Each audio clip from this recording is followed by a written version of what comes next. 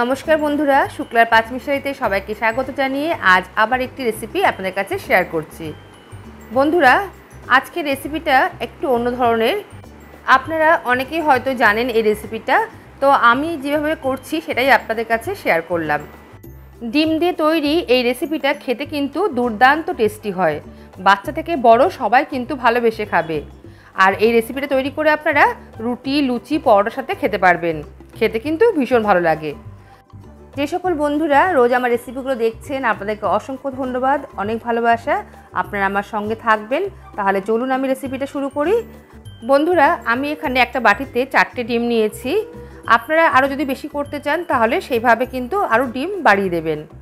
এবার এই ডিমের মধ্যে আমি দিয়ে দেব একটা অর্ধেক পরিমাণের গাজর গ্রেট করে। গাজরটা কিন্তু আমি গ্রেট করে দিয়েছি। আর এবার দিয়ে দিলাম কিছুটা পরিমাণে পেঁয়াজ পাতা কুচি। পেঁয়াজ পাতা কুচি দেওয়ার পর আমি এর মধ্যে দিয়ে দিলাম এখানে 1/4 টিস্পুন মতো গোলমরিচের গুঁড়ো আর দিয়ে দিলাম স্বাদ মতো নুন। এবার আমি খুব ভালো করে সব উপকরণগুলো ফেটিয়ে নেব। বন্ধুরা, আজকে রেসিপিটা দেখার পর আপনাদের যদি ভালো লেগে থাকে অবশ্যই লাইক, কমেন্ট করবেন, শেয়ার করবেন আর আমার চ্যানেলটি সাবস্ক্রাইব করে আমার পাশে থাকবেন। পাশে থাকা বেল বাটনটা অবশ্যই ক্লিক করবেন, সঙ্গে অল বাটনও ক্লিক করে দেবেন। তাহলে যখন নতুন কোনো রেসিপি আমি আপলোড করব সবার আগে আপনার কাছে নোটিফিকেশান পৌঁছে যাবে। দেখুন বন্ধুরা, আমি এখানে আগে থেকে একটা কেক টিনে ভালো করে তেল মাখিয়ে রেখেছিলাম।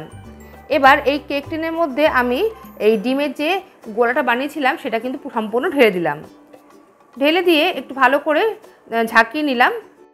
এবার আগে থেকে আমি কড়াইতে জল গরম বসিয়েছিলাম আর একটা স্ট্যান্ড বসিয়ে রেখেছিলাম। এবার ওই স্ট্যান্ডের উপরে আমি কেক টিনটা বসিয়ে দিলাম। কেক টিনটা বসিয়ে দেওয়ার পর আমি এর উপর দিয়ে একটা ঢাকা দিয়ে দেব। তারপরে আমি উপর থেকে আর একটা বড় ঢাকনি দিয়ে চাপা দিয়ে দেবো। এইভাবে 15 মিনিট মতো আমি ভাপিয়ে নেব। আর গ্যাসের ফ্লেমটা এই সময় কিন্তু আমি লো টু মিডিয়ামে রেখে দিয়েছি।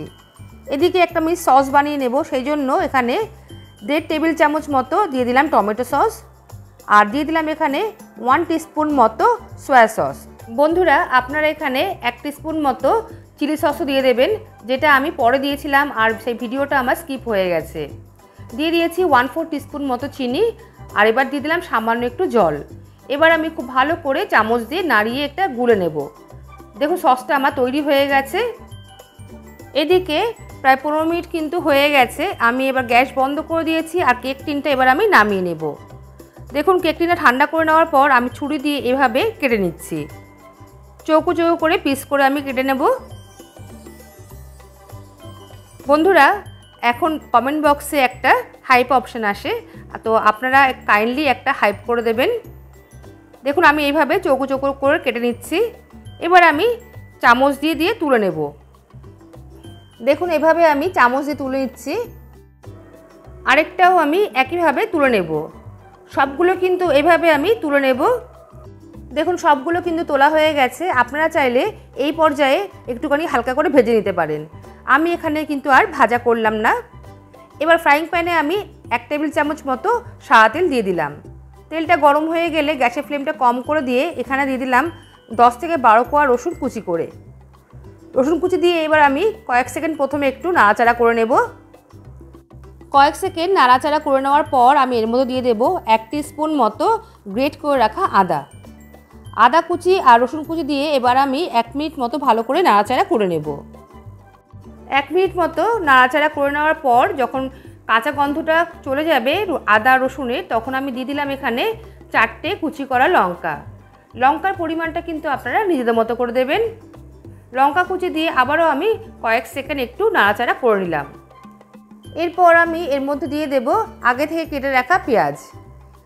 চিলি চিকেন করার সময় যেভাবে আমরা পেঁয়াজটা কেটে দিই সেইভাবে কিন্তু আমি এখানে পেঁয়াজটা কেটে দিয়েছি। পেঁয়াজ দিয়ে আমি 2 মিনিট মতো আবারও একটু নাড়াচাড়া করে নেব। 2 মিনিট মতো ভালো করে নাড়াচাড়া করে নেওয়ার পর পেঁয়াজটা যখন একটু নরম হয়ে যাবে তখন আমি এর মধ্যে দিয়ে দেবো আগে থেকে কেটে রাখা ক্যাপসিকাম। এখানে আমি অর্ধেক পরিমাণে ক্যাপসিকাম ছোটো ছোটো করে কেটে নিয়েছি। ক্যাপসিকাম দিয়ে আবারও আমি 1 মিনিট মতো নাড়াচাড়া করে নেব। দেখুন পেঁয়াজ আর ক্যাপসিকাম কিন্তু বেশ নরম হয়ে গেছে। এবার আমি দিয়ে দিলাম এখানে আগে থেকে তৈরি করে রাখা সস। সসটা দেওয়ার পর আমি আবারও বেশ কিছুক্ষণ নাড়াচাড়া করে নেব। প্রায় 2 মিনিট মতো আমি একটু নাড়াচাড়া করে নিলাম। ভালো করে নাড়িয়ে দেওয়ার পর আমি এর মধ্যে দিয়ে দেব আগে থেকে গুলে রাখা কর্নফ্লাওয়ার। এখানে আমি একটা ছোটো বাটিতে 1 বাটি জল নিয়ে তার মধ্যে 1 টিস্পুন মতো কর্নফ্লাওয়ার আগে থেকে গুলে রেখেছিলাম। এই কর্নফ্লাওয়ার গুঁড়োটা এবার আমি এর মধ্যে দিয়ে দেব। এর ফলে গ্রেভিটা কিন্তু বেশ সুন্দর ঘন হবে। বন্ধুরা, আপনারা যদি গ্রেভির পরিমাণটা আরও বেশি রাখতে চান তাহলে যখন কর্নফ্লাওয়ার গুলবেন তখন জলের পরিমাণটা কিন্তু তখনই বেশি নেবেন। কর্নফ্লাওয়ার গোলা দেওয়ার পর কিন্তু কখনোই আর জল অ্যাড করবেন না। এবার আমি দিয়ে দিলাম এখানে স্বাদ মতো নুন দিয়ে আবার একটু আমি ভালো করে নাড়িয়ে দিলাম। দেখুন ঝোলটা কিন্তু বেশ ফুটে গেছে। এবার আমি দিয়ে দেবো আগে থেকে ভাপিয়ে রাখা ডিম। বন্ধুরা, ডিম ভাপা করার সময় আমি যে গ্রেট করে রাখা গাজর দিয়েছিলাম আর পেঁয়াজ পাতা কুচি দিয়েছিলাম, তার জন্য কিন্তু ডিমের যে এই টুকরোগুলো দেখতে কিন্তু ভীষণ সুন্দর লাগছে আর খেতেও কিন্তু বেশ অন্যরকম লাগে। ভাপা ডিমের অংশগুলো দিয়ে এবার আমি 3 থেকে 4 মিনিট ভালো করে কিন্তু ফুটিয়ে নেব। আর এই সময় আমি গ্যাসের ফ্লেমটা একদমই লোতে করে রেখে দিয়েছি। এইভাবে একটু নাড়াচাড়া করে 3 থেকে 4 মিনিট আমি ভালোভাবে ফুটিয়ে নেব। বন্ধুরা, এই রেসিপিটা আপনারা একবার হলেও বাড়িতে ট্রাই করবেন, খেতে কিন্তু অসম্ভব ভালো হয়। দেখতে দেখুন কত সুন্দর লাগছে। রান্নাটা কিন্তু আমার প্রায় হয়ে গেছে। এবার আমি উপর থেকে দিয়ে দিলাম বেশ কিছুটা পরিমাণে পেঁয়াজ পাতা কুচি দিয়ে আবার একটু নাড়িয়ে দিলাম। দেখুন এইভাবে একটুখানি ভালো করে নাড়িয়ে দিলাম। এবার আমি নামিয়ে দেব। তো বন্ধুরা, তৈরি হয়ে গেছে এগ চিলি। একটু অন্যরকমভাবে তৈরি এই এগ চিলি রেসিপি খেতে কিন্তু বেশ ভালো হয়। আপনারা অবশ্যই একবার ট্রাই করে দেখবেন, আশা করি আপনাদের ভালো লাগবে। আর এই রেসিপি তৈরি করলে বাচ্চা থেকে বড় সবাই কিন্তু খুব ভালোবেসেই খাবে। তাহলে বন্ধুরা, আজকের এই রেসিপি আপনাদের কেমন লাগলো অবশ্যই কিন্তু জানাবেন লাইক কমেন্টের মাধ্যমে। তাহলে আজ এই পর্যন্তই, আসবো আবার অন্য কোনো রেসিপি নিয়ে। সবাই ভালো থাকবেন, সুস্থ থাকবেন। সবাইকে আজকের মতো টাটা।